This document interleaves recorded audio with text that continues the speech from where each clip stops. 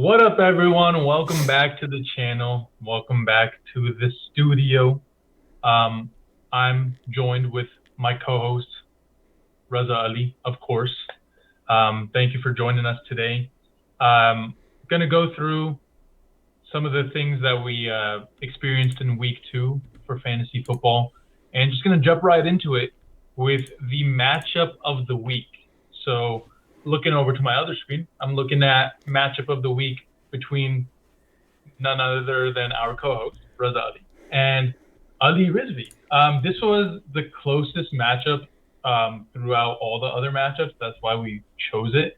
But it was competitive, like until the end. 125 to 116 was the total. So a 9 point difference. Just looking at their players, Raza had some players that went off, including Justin Herbert, but I feel it wasn't really Ali's team that overpowered him. It was more so just his team put up solid numbers and Raza's team didn't. So Ali put up, his team put up 19, 16, 13. Christian Kirk put up 25. So those players just consistent numbers like 15 to 20. You can't beat that. And then Raza fell to 0-2, which is never a good sight, but comeback kid, comeback story. I'm confident, Raza can come back from this. Yeah, just one thing I saw actually, funny you mention it. A lot of people really give up from starting winless, but Yeah. this one person I know at my work actually, he started his league 0-6, and Whoa. he finished as the champion for the league.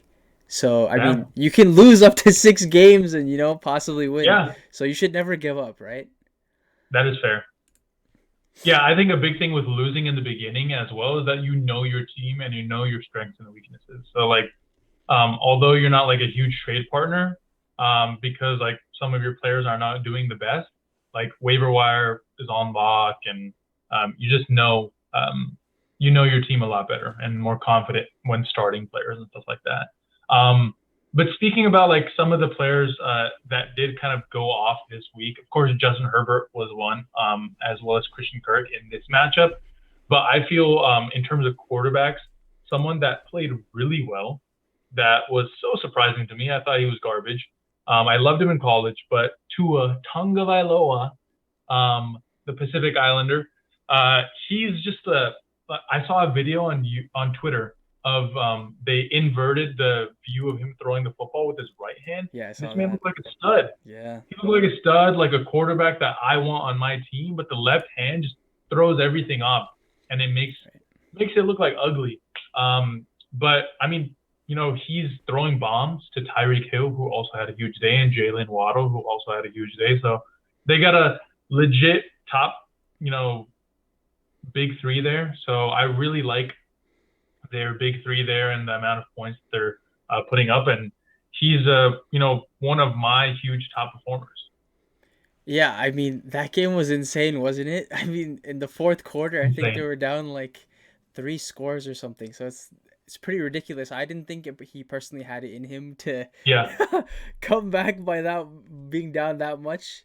I mean, Yeah. this Like week was three just tutties or something. yeah, this week was just insane in terms of just matchups in general, right? There were just a lot of teams that were losing by a lot, so I felt like it was going to be a blowout week. But then they just suddenly came back, which was very shocking. But yeah, just to jump into some people that I want to just highlight for big performers for this week. The biggest person that came to mind was for me was Amon-Ra St. Brown.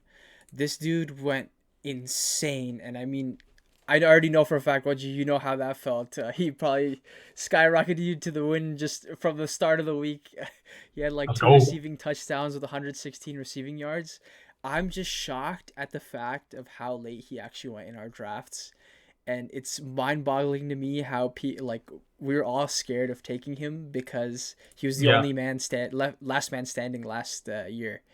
Um, yeah, so that was really surprising to me, and hopefully he continues that high level of a workload and he continues to perform at a high level. The other person I quickly wanted to also mention was Cedric Wilson. Just Ooh. another one of those matchups where the team was losing by a lot, What and team is he even on? the Cedric Jets. Wilson. Sorry, Jets. not Cedric Oh, Wilson. It's not Cedric Wilson. Garrett Wilson. Garrett That's Wilson. my Okay, bad. That's my bad. I Yeah, was like, Garrett Wilson. Cedric Wilson. Cedric Wilson. No, not him. Not him. That guy's on the Dolphins. But anyway, Okay. Cedric. I went Garrett Wilson. Okay, on the Garrett Jets. Wilson Okay. on the Jets. Yeah. He had a huge target share. I don't even think he was running the most routes, and he somehow still managed to get 14 targets. And I think Jesus. if I remember his totals correctly, he had like 100 receiving yards or something with like let Yeah. me check here. Yeah, he had two receiving touchdowns as well, actually, with eight Wow. receptions. I mean, as a rookie, he's already like outperforming what people expected. I made the mistake of dropping him in our league, but what can you do? Sometimes Ooh, those that's tough. mistakes I did happen. not know that. Yeah. I mean, I traded Nico Collins for him in Dynasty, so I'm the real bum here. Yeah. But yeah, just moving on.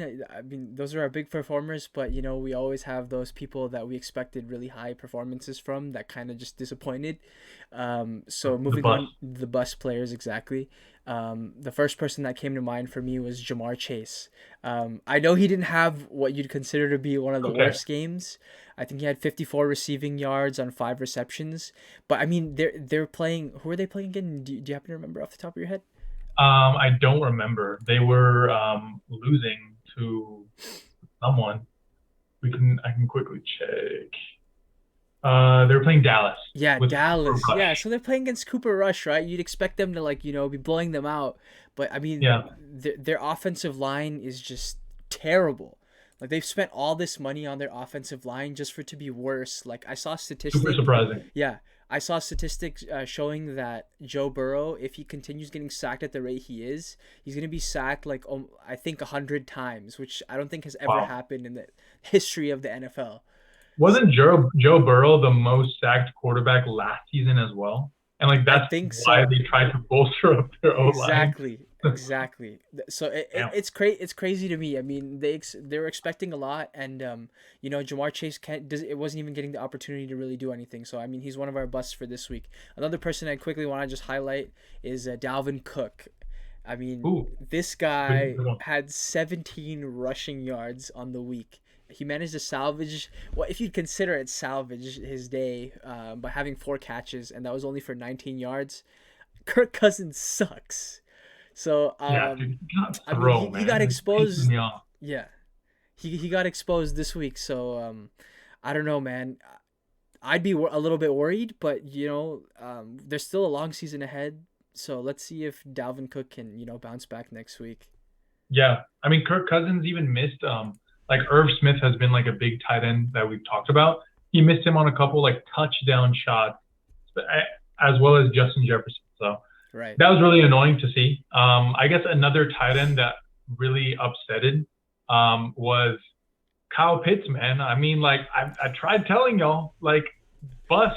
Like Raza called me out last week, like, whoa, hold your horses. But like Kyle Pitts has not been playing well. I guess it had 3 or 4 points like this week.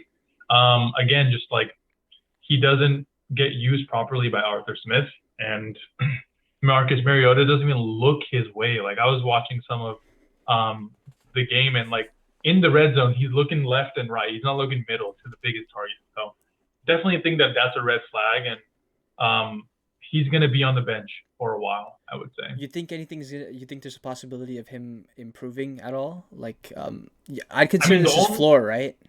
yeah, I would say like the only way is up from here. So there's no way that he does worse, but I'm sure Salik is keeping him on his bench I for think now. I think he traded him.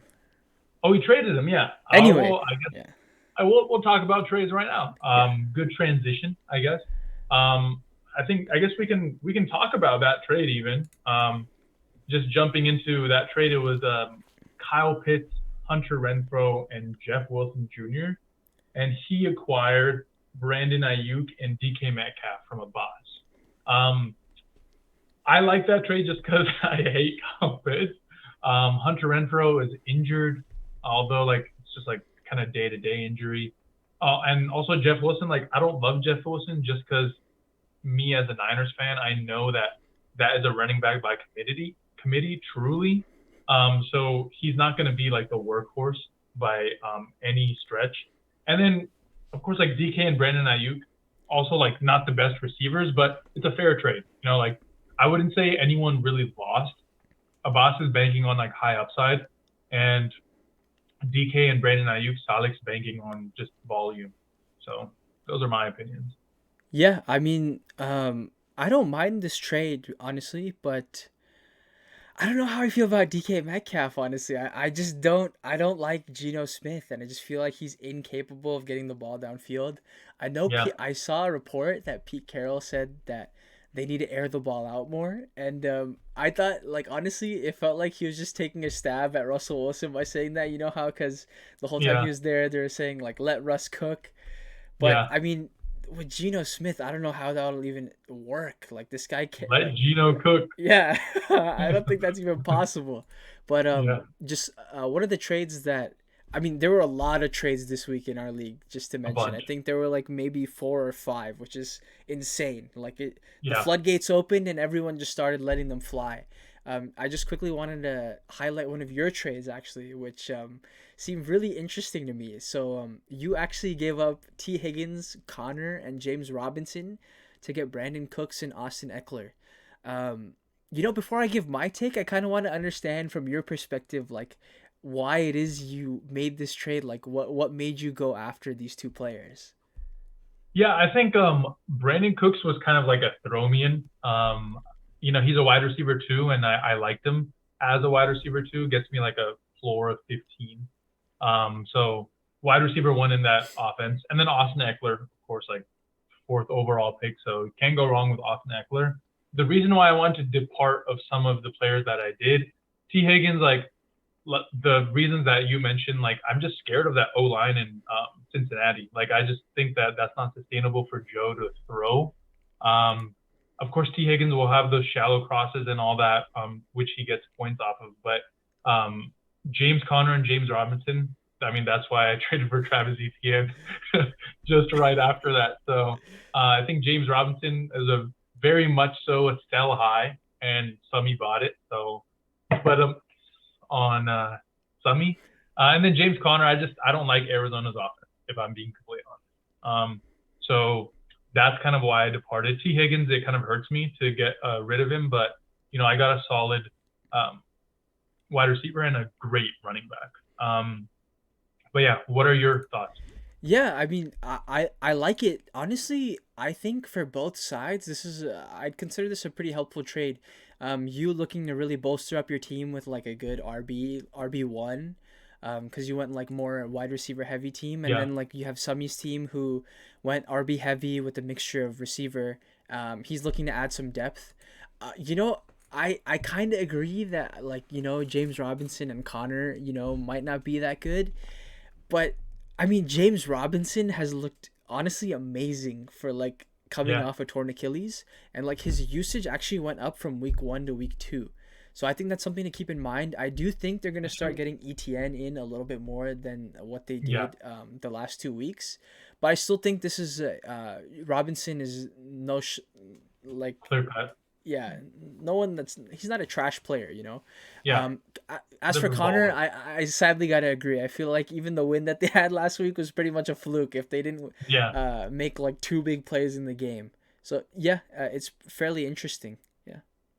I kind of wanted to jump in and talk about your trade actually. Oh The sure. first Okay. trade, I think it was to start off trade season. Um, it was Debo Samuel and J.K. Dobbins for Miles Sanders and Travis Kelsey. You got Travis Kelsey and Sanders. Um, I, I mean, my opinion is that Travis Kelsey is tight end one, so that's never a bad trade when you get him. And then Miles Sanders, historically, I don't like him. I have had him in the past, and he's just been a bust for me. But he's producing. I mean, he's producing a shit ton of yards this year, so not an awful trade. I feel like it's tough to get rid of Debo, especially with Jimmy. He's so good on those like screen passes, but I don't like J.K. Dobbins. So in my opinion, I feel like you won this trade. I mean that's the big thing about trading, right? Everyone has their opinion, and Yeah, everyone might um someone might think that you're getting fleeced, or Yeah. while you may think that you're like really winning the trade, which I think is really interesting about trading, because I mean, none of us have the ability to see the future, right? So Yeah. obviously with hindsight you might see that trades can be bad, but honestly in this case I made this trade because I was sick of seeing Cole Komet's two goose eggs, and I was like, I need to make a change. And being 0-2, I think it's time for me to make some moves. I agree with your analysis. I do like J.K. Dobbins a little more than you do, but as someone that already has Derrick Henry, I feel like he won't be catching passes, and I need Fair. someone that is on the field a little bit more on a better high-powered offense, which is high-powered running offense, which I'd consider the Eagles to be right now over the Ravens. And they're Yeah. giving Miles, like, the issue with Miles Sanders in the past has been lack of workload. And this is the first time we're seeing him get more than like 10 to like in the 10 to 15 carry range, where he would only get Yeah. like That's huge. maybe like, I don't know, like 7 in Yeah. years past.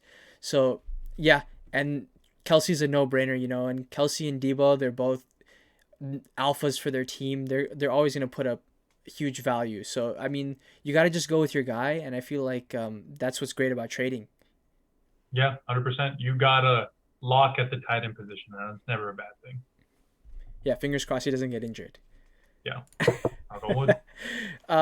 Yeah, so I think that'll wrap it up for our trades. Now, going into the segment that everyone is always waiting for, which is Drum our roll. Shacked in a Fool. Now, um, just to give you a little intro about this person, he went zero RB strat. Um, by looking at his team, you wouldn't think he had a bad week. All right, but unfortunately, he lost by 23 points. It's no other than our league member, Ali Rizvi. Okay, Ooh. this is gonna be a little bold, but he put up a stat line of, what is it? Let me see here. He has where'd it go? There he is, 141.58 points. He had a tough matchup against Amar, but he made some questionable moves in terms of who he was starting, coming off a huge performance against me, destroying me. He decided to start Jamal Williams and Josh Jacobs, leaving some points to be desired. Well, those guys combining for a total of a whopping 16 points.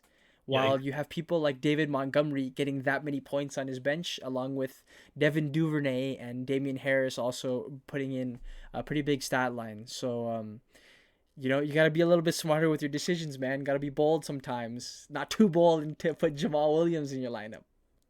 Yeah. I Anything to definitely agree add? with Yeah. that. I feel like his running backs he needs help, man. Someone send him some running backs.